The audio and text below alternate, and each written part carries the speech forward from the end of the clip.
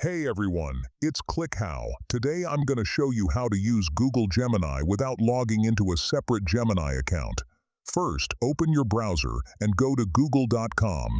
You don't need to open Gemini's website at all. Now, in the Google search bar, type @Gemini followed by your question.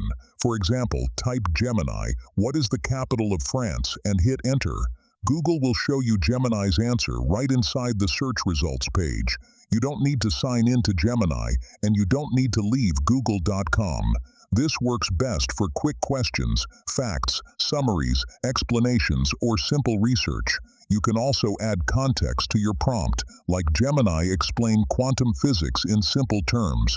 One important thing to know, this method gives you Gemini's answer through Google Search, not the full Gemini interface.